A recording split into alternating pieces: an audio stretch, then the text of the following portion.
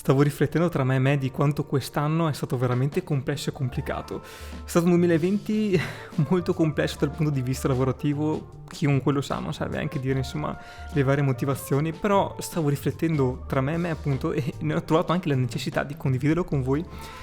Quante cose sono cambiate dal punto di vista della comunicazione, dal punto di vista del lavoro, o soprattutto insomma tutto quello che un pochino ruotava attorno ai film, attorno alla fotografia, attorno ai video, come quest'anno, nel 2020 appunto, sono cambiate veramente tante cose.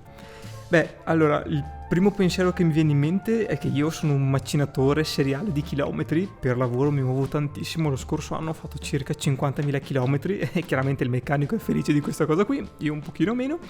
e in questi chilometri qua praticamente mi muovevo non solo per il lavoro, ma anche per gli appuntamenti, quindi per conoscere un nuovo cliente, per andare a fare un sopralluogo in un determinato posto, per vedere quel tipo magari di attrezzatura diversa che magari volevi vedere, toccare con mano. Beh, questa cosa qua quest'anno si è ridotta tantissimo. Mi è arrivata tra l'altro qualche giorno fa la mail di Google, quella che ti notifica gli spostamenti eccetera, giusto perché nessuno di noi è controllato, certo. E l'anno scorso anno appunto avevo 50.000 km, 51 per la precisione, quest'anno 17.000. Sono veramente tanti in meno, cioè sono meno della metà, e dal punto di vista lavorativo fortunatamente comunque è andato tutto bene, nel senso che comunque quest'anno appunto ho avuto una mole di lavoro anche forse un pochino superiore allo scorso anno, quindi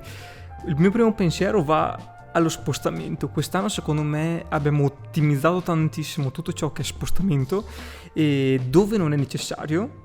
si fa online, quindi grande importanza delle chiacchiere via web online. Infatti tipo software come Zoom, Google Meet, Teams eccetera sono veramente esplosi quest'anno, e secondo me ogni persona adesso ha bisogno di crearsi un piccolo angolino podcast per le proprie videochiamate, perché comunque se c'è la necessità di parlare tra diverse persone, diverse distanze, la qualità intrinseca anche della chiamata chiaramente cambia tantissimo, quindi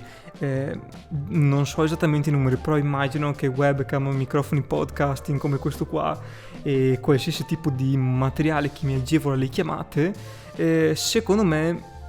quest'anno è stato molto importante, diventerà sempre più importante curare questo tipo di aspetto anche per chi non è del settore, perché oggi più che mai, anche se non ti occupi di fotografia e video, hai bisogno di una tua posizione podcasting in cui avere una webcam di qualità, un microfono di qualità, quindi sicuramente questo è un concetto, e quello dei chilometri è un altro concetto. Poi il discorso dello streaming quest'anno è esploso,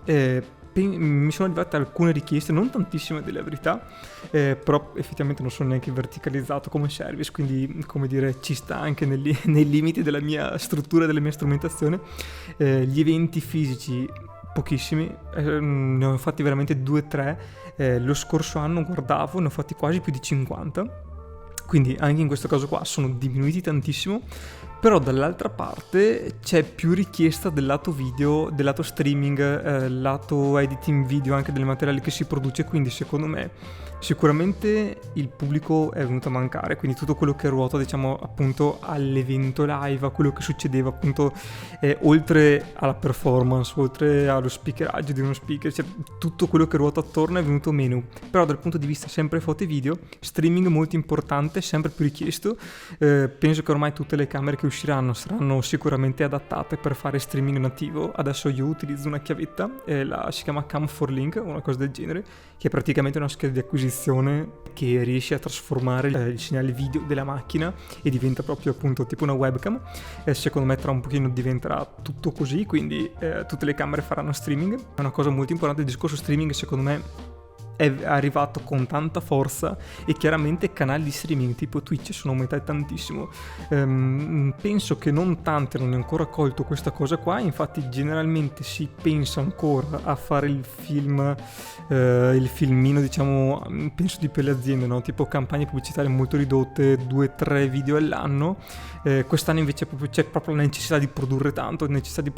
perché comunque le persone sono a casa, sono davanti ai propri display, e se voglio fare una comunicazione efficace c'è bisogno di tanti video, quindi video streaming è anche un ottimo metodo per produrre tanta quantità senza la necessità di una qualità diciamo sopraffina, appunto con la scusante che tanto è in diretta, come dire, viene anche giustificato magari un parlato un pochino più debole o comunque un setting magari non fatto bene. Quindi questa è sicuramente un'altra cosa che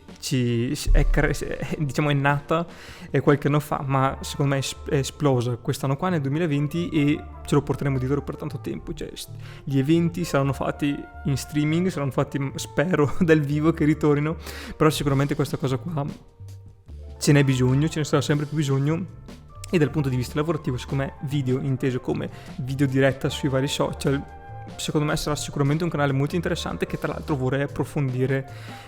come tematica. Poi un altro concetto che mi viene in mente quest'anno, secondo me, dato che comunque a livello di budget eravamo tutti un pochino più stretti, non c'è stata la corsa ad una qualità veramente alta. Cioè secondo me tipo ogni anno si cercava di alzare l'asticella dal punto di vista di qualitativo della produzione dei contenuti. Secondo me quest'anno si è ritornato a fare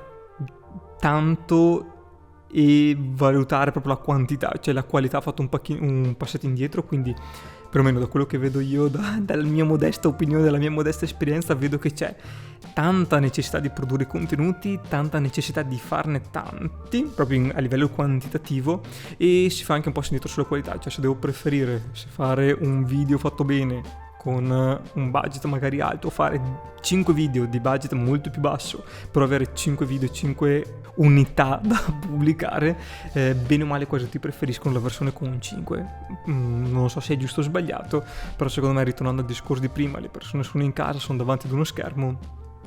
la quantità aiuta, veramente la quantità aiuta. Poi un altro tema di quest'anno, secondo me sempre dal punto di vista della comunicazione, podcasting, qualità audio, qualità voce, anche sfruttando diciamo il filone che sta creando Alexa, Google Home sulla produzione, sull'utilizzo della voce. Sicuramente il podcasting in questo momento è ancora un po' bassetto, non vedo tanta produzione, però diventerà anche quello secondo una forma di comunicazione molto importante a breve, forse anzi è già iniziato in verità. In America lo stanno già spingendo da un po' di tempo, in Italia ci siamo quasi, c'è più il discorso audiolibri più di che produzione di podcast intense, però secondo me arriviamo anche qua, in tempo poco e si va a produrre, perché tra l'altro c'è il grande vantaggio che se tu produci ad esempio dei video come questi, quindi semplicemente che c'è una persona che parla, si possono produrre due tipologie di contenuti, quindi c'è la tipologia video e la tipologia audio. Queste due cose qua possono viaggiare per binari paralleli e ho due contenuti magicamente, quindi sforzo 1, vantaggio 2. Anche questa cosa qua secondo me è molto interessante. Dal punto di vista diciamo di ricerca mia personale, dal punto di vista di struttura, quest'anno ho praticamente bypassato la ricerca della miglior lente, il corpo macchina, proprio a livello di informazione non mi interessa.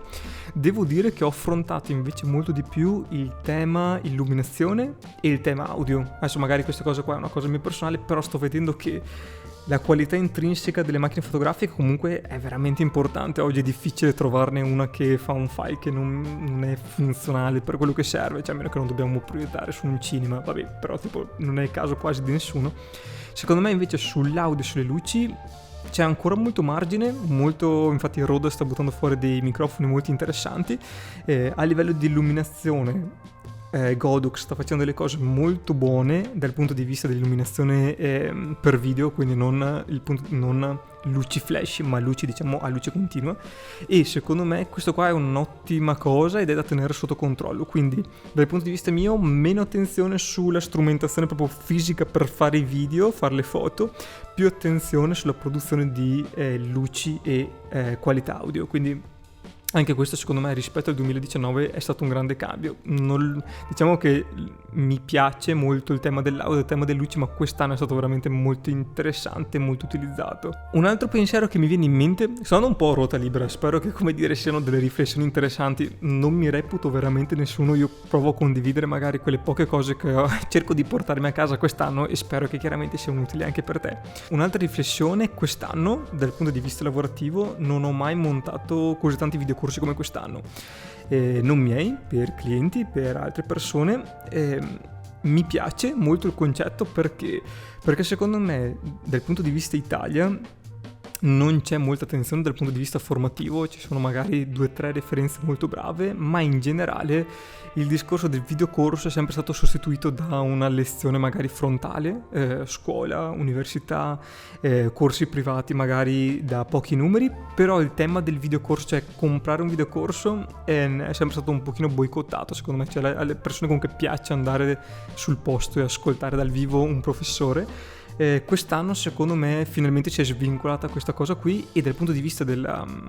produzione appunto sono ulteriori video da produrre, quindi anche in questo caso qua il video un linguaggio perfetto, e anche l'audio, quindi 2 canali che si uniscono per creare contenuti di qualità che tra l'altro stanno salvando dei business, cioè ci sono tipo delle aziende che si stanno un po' riconvertendo. Utilizzare la piattaforma di videocorsi, produrre un certo tipo di contenuti è sicuramente un'idea molto buona per produrre anche tipo banalmente un business che non ci avevo pensato, quindi molto interessante. Ritornando al discorso degli eventi, appunto, se il 2021 sarà comunque un anno complesso, non ci sarà ancora questa libertà di movimento molto forte, il discorso di produrre contenuti accessibili 24H a prezzi anche modici, perché no, potrebbe essere sicuramente una bellissima fonte di guadagno. Poi un altro grande tema, salto i pali in frasca, però con la premessa che vi ho fatto prima. Un altro tema, dato che la comunicazione sul digitale sta aumentando tantissimo, tutti comunicano, comunque c'è la necessità di comunicare e vengono utilizzate piattaforme che tutti conosciamo, no? Facebook, YouTube, TikTok, Twitch, a seconda chiaramente del target di riferimento. Comunicare, generalmente vedo persone che pensano nel sostituire la comunicazione che facevano lo scorso anno semplicemente cambiando la piattaforma, quindi quello che facevo personalmente magari tipo nei miei eventi nel raggio di 30 km, che attiravo persone nel raggio di 30 km, lo provo a rifare cercando di comunicare sempre quel tipo di pubblico. Secondo me questo è un errorino, cioè in verità c'è tanto margine di crescita. Perché quando tipo uno fa un contenuto online diventa limitante anche tipo pensare solo al mercato Italia. Cioè se io devo fare se io devo fare un video di formazione, a questo punto qua potrei valutare il farlo in inglese, cioè in maniera di farlo internazionale, perché comunque lo sforzo è lo stesso. Produco un contenuto, a questo punto qua se devo puntare sulla quantità e tra virgolette aumento anche la possibilità di avere un pubblico più qualitativo, cioè posso scegliere anche chiaramente in che settore andare, però diventa interessante pensare più internazionale, cioè anche se hai un lavoro piccolino, perché no iniziare a pensare anche oltre confine, quindi non più pensare oltre regione ma proprio oltre confine, quindi importanza di creare dei contenuti anche non solo in lingua italiana, ma perlomeno magari dotarsi di sottotitoli, avere un sito multilingua, grafica comunque pensate sempre in doppia lingua, anche quelle cose lì,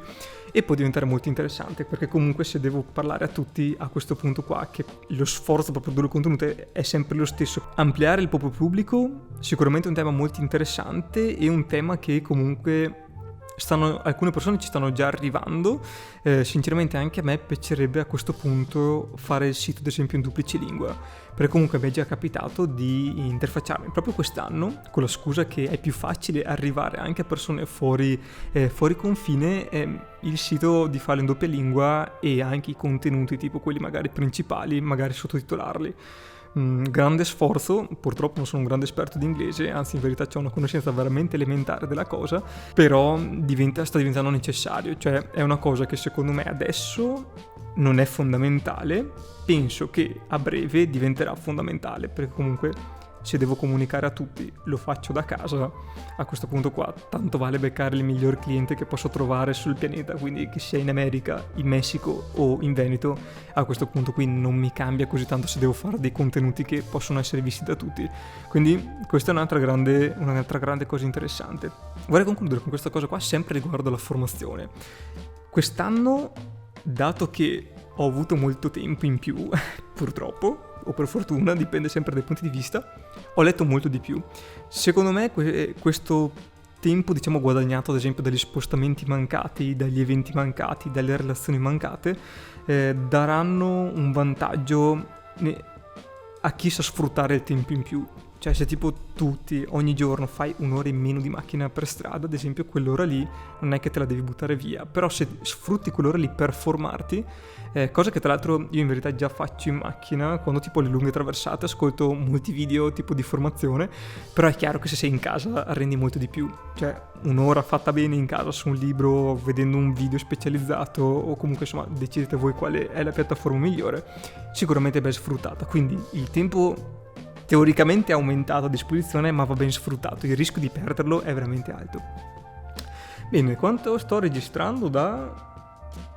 non lo so, da abbastanza. Direi che sto parlando fin troppo. Spero che questi contenuti e queste informazioni siano una riflessione per te. Se non sei d'accordo, chiaramente scrivimi qua sotto, ogni persona lo sta vivendo in maniera diversa. Ci vediamo nel prossimo video.